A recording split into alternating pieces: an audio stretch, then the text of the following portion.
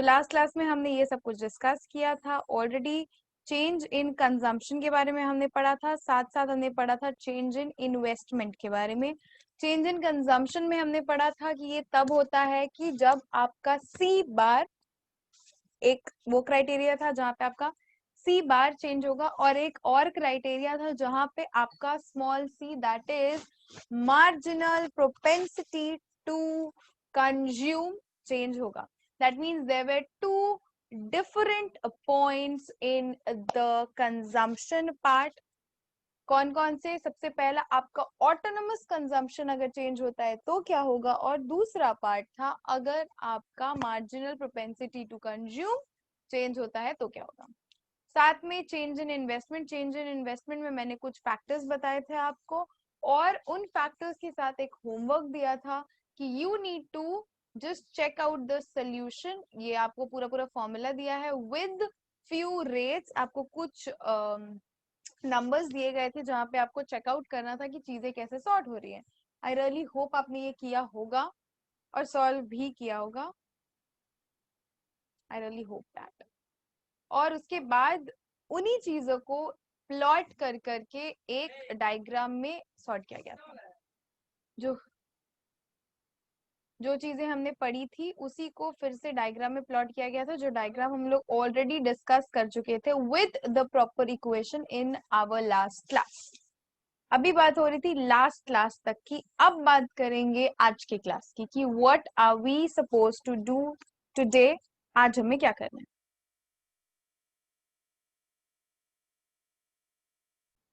Now the multiplier mechanism. अब multiplier mechanism क्या है? By the way Prachi, one more Deoghar branch से a girl joined named Arya. Title I don't remember. Arya, you know her? She's Khushi's friend.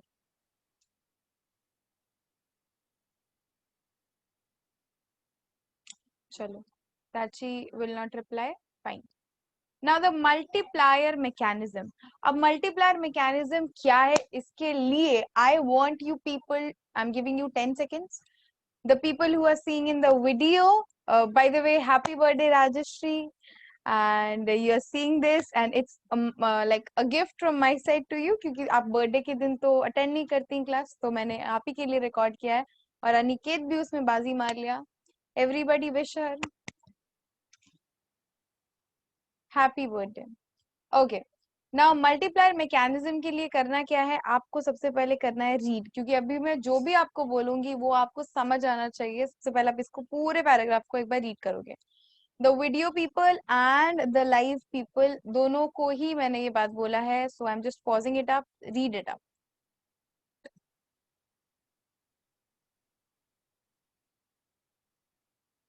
ओहो, okay fine. Multiplier mechanism मुझे नहीं पता इस video में कहाँ से कहाँ तक सुनाई दिया है, क्योंकि वीडियो में थोड़ा सा इशू हो गया था। So I'm repeating it once again for you people. Still, if you have any doubt, just call me up. I'll clear it up. इसके ऊपर का एक एग्जाम्पल मैंने दिया था, मतलब आप लोगों को सॉल्व करने के लिए मैंने होमवर्क दिया था। अगर नहीं किया है तो नीचे वाले में थोड़ा सा दिक्कत आ सकता है, तो प्लीज एक बार जाकर के कम से कम वो एग्जाम्पल पढ़ लो। अब अगर मैं मल्टीप्लायर मैकेनिज्म को समझाने बैठू तो मल्टीप्लायर मैकेनिज्म आपको समझाया जा रहा है आपके प्रीवियस एग्जाम्पल के थ्रू, जिसमें आपका जो ऑटोनोमस एक्सपेंडिचर है वो 10 यूनिट से बढ़ गया। जो ऑटोनोमस एक्सपेंडिचर है वो 10 यूनिट से चेंज हुआ या बढ़ गया, ठीक है।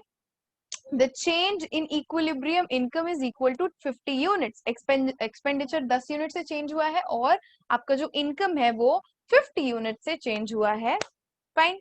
अभी इसके ही एग्जाम्पल के थ्रू हम लोग समझेंगे व्हाट इज मल्टीप्लायर मैकेनिज्म। अभी अगर आप कोई भी चीज को प्रोड्यूस करते हो, किसी भी चीज को, if you start producing, okay, now when ever you produce a final output, आपको फैक्टर्स लगते हैं और वो फैक्टर्स चार होते हैं: लैंड, लेबर, कैपिटल, एंटरप्रेन्योर। अब इन चारों फैक्टर्स को आपको पेमेंट करना पड़ेगा, जिसको फैक्टर इनकम बोलते हैं। फैक्टर इनकम लैंड का रेंट होता है, लेबर का वेजेस होता है, ओके, कैपिटल का इंटरेस्ट एंड एंटरप्रेन्योर का प्रॉफिट, रेसिडुअल प्रॉफिट जिसको हम लोग बोलते हैं, which can be positive, negative और no profit no loss situation, जो हमने बहुत पहले क्लासेस में ऑलरेडी डिस्कस कर लिया था। नाउ जब भी हम किसी भी चीज को प्रोड्यूस करेंगे हमें फैक्टर को प्राइस देना पड़ेगा, उनका इनकम देना पड़ेगा। यहाँ पे जब आपके एग्जाम्पल के अकॉर्डिंग 10 यूनिट से चेंज आया आपके टोटल आउटपुट में, इसका मतलब है आपको उस 10 यूनिट के लिए फैक्टर इनकम को, मतलब फैक्टर को भी पेमेंट करना पड़ेगा, फैक्टर इनकम भी देना पड़ेगा आपको, right. Now when you will pay to the factor, that simply means कि उन फैक्टर्स को जो आप पेमेंट कर रहे हो उनका इनकम एनहांस होगा, उनका इनकम बढ़ जाएगा, राइट। नाउ व्हेन उनका इनकम बढ़ रहा है किस सिनेरियो में, जब आप प्रोडक्शन को इंक्रीज कर रहे हो, यानी किसी भी कंट्री में when ever the production increases, when ever the final output increases, automatically the factor income also increases, the factor income also increases, which is very simple। Country में जीडीपी बढ़ेगा, ओके यानी प्रोडक्शन बढ़ेगा सामान का, automatically national income बढ़ेगा। हमारे country में अभी तो हाहाकार मच रहा है ना, जीडीपी पीछे जा रहा है, जीडीपी पीछे जा रहा है, जीडीपी पीछे जा रहा है। इट्स बिकॉज प्रोडक्शन पे ताला लगा, इट्स बिकॉज प्रोडक्शन नहीं हो रहा, प्रोडक्शन होगा ऑटोमेटिकली सबका इनकम बढ़ेगा। आपके इस एग्जाम्पल में यही समझाया जा रहा है कि क्योंकि 10 यूनिट से प्रोडक्शन बढ़ रहा था, आपका एक्सपेंडिचर बढ़ रहा था इन फैक्टर्स, मतलब इन क्या बोलते हैं फाइनल आउटपुट, ऑटोमेटिकली क्या हो रहा था, आपका फैक्टर इनकम बढ़ने की वजह से लोगों के हाथ में 10 यूनिट से पैसा ज्यादा आ रहा था, फाइन। अब उसके बाद अलग अलग लोगों का अलग अलग रेट होता है खर्च करने का, जो कि हम लोग एमपीसी के थ्रू निकालते हैं, राइट। तो आपके यहाँ पे कंट्री का एमपीसी निकाला गया समवेयर आपके ऊपर के एग्जाम्पल में, विच वाज 0.8, यानी income into 0.8 is the actual consumption plus the autonomous consumption, तब आपका आएगा अग्रीगेट डिमांड। और साथ में हमने एक फॉर्मूला ऑलरेडी पढ़ रखा है, वो लंब फॉर्मूला पुट आपका ऊपर ही एग्जाम्पल में कर दिया गया, आप वहां जाके देख सकते हो। उसके साथ यहाँ पे एक एग्जाम्पल के साथ कॉलम्स में ये दिखाया गया है कि कैसे कैसे कंजम्पशन के चेंज से फाइन अग्रीगेट डिमांड में चेंज आता है। अब तुम लोग ये नहीं बोल सकते कि मैम कंजम्पशन क्या एग्रीगेट डिमांड क्या है, दोनों भी चीजें हम लोगों ने स्टार्टिंग ऑफ द चैप्टर में, मिड ऑफ द चैप्टर में अच्छे से समझी थी। कंजम्पशन के लिए सी बार plus small C into Y करते थे, एग्रीगेट डिमांड के लिए एक और फॉर्मूला लगाते थे हम लोग, जहां पे इन्वेस्टमेंट भी हुआ करता था, फाइन अगर याद आ रहा हो तो यहाँ पे वही दिखाया जा रहा है कि फाइनल गुड्स मार्केट में आपका आउटपुट इनकम क्या होगा, अग्रीगेट डिमांड क्या होगा, कंजम्पशन क्या होगा, अलग अलग फेजेस के साथ। ये हो गया आपका ये वाला पोर्शन खत्म, फाइन। अब जो है चैप्टर में हर चीज ऐसी नहीं आती है, ऑफ कोर्स आपके चैप्टर में कुछ इजी चीजें भी हैं, which is again very very very important.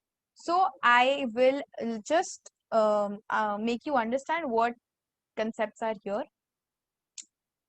Okay, now the first concept being equilibrium output in the economy also determines the level of employment। तो सबसे पहले तो समझो यहाँ पे employment का मतलब क्या हो रहा है। employment का मतलब होता है when people are tend to be working, लोग जब काम कर रहे हैं, लोग जब कमा रहे हैं, that's called employment, right। तो इक्विलिब्रियम आउटपुट जो कंट्री में है, ठीक है, वो हमारे लेवल ऑफ एम्प्लॉयमेंट पे भी डिसाइड करता है कि कितने लोग काम कर रहे हैं, उसके ऊपर भी ये डिसाइडेड होता है। ओके, नाउ सबसे कुछ क्या बोलते हैं, इनसे कुछ कंसेप्ट्स दिए हुए हैं, which is called as full employment, unemployment और भी डिफरेंट डिफरेंट चीजें, उसको हम लोग एक बार के लिए पढ़ेंगे। उससे पहले I just want you to read this first, pause करो मेरा वीडियो, जब भी आप देख रहे हो इसको रीड करो and then start listening to my lecture. Now this means that level of output determined by the equality of Y with AD does not necessarily mean the level of output at which everyone is employed.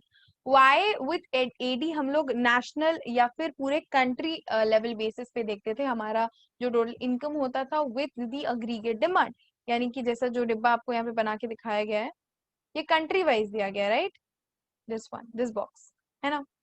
तो इसका मतलब ये नहीं है कि जब हम लोग वाई और एडी ऐसे इक्विवेलेंट कर रहे हैं तो पूरे कंट्री के लोग एम्प्लॉयड है, पूरे कंट्री के लोग उतना कमा रहे हैं और पूरे कंट्री के हाथ में पैसा जा रहा है। No, that's not the case, because this would be, ये हो सकता था अगर हमारे कंट्री में फुल एम्प्लॉयमेंट होता तो, बट हमारे कंट्री में फुल एम्प्लॉयमेंट कभी भी नहीं हो सकता है। वाइट वाला blouse. Okay, wow. You just tell me you won't take the class today. 7:30. Great, great. There's a plastic, see?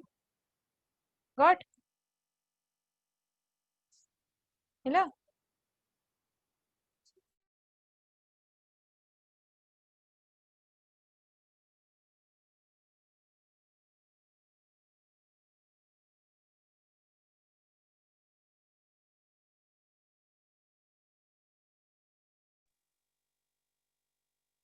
Sorry for this. Now, what is full employment level of income? Full employment level of income क्या होता है? Is that level of income where all the factors of production are fully employed in the production process. Recall that equilibrium attained at point of equality of Y and AD by itself does not signify full employment of resources. Equilibrium only means that if left to itself, the level of income in the economy will not change even when there is unemployment in the economy. अब ध्यान से सुनो मेरी बात को गौर से, ठीक है? समझो बात को। फुल एम्प्लॉयमेंट लेवल कब होता है? अगर y is equal to AD भी होता है, दैट डजंट मीन कि वो फुल एम्प्लॉयमेंट लेवल पे हो रहा है, ठीक है? इसका मतलब सिर्फ इतना होता है कि वो इक्विलिब्रियम लेवल पे है, और अगर कोई अनएम्प्लॉयमेंट भी होता है तो भी वो लेवल, वो जो इक्विलिब्रियम लेवल है वो चेंज नहीं होगा, वो उसी जगह पे स्टैटिक रहेगा, ठीक है? इसका मतलब ये है। और फुल एम्प्लॉयमेंट का मतलब जितने भी लोग हैं कंट्री में, everybody has the work, everybody is working and has their job.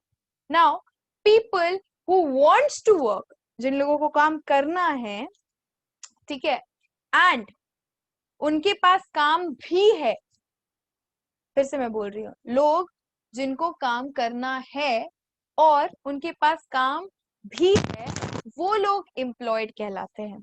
अभी मैं एक अनएम्प्लॉयमेंट, जीरो अनएम्प्लॉयमेंट और इन चीजों के ऊपर भी बात करूंगी।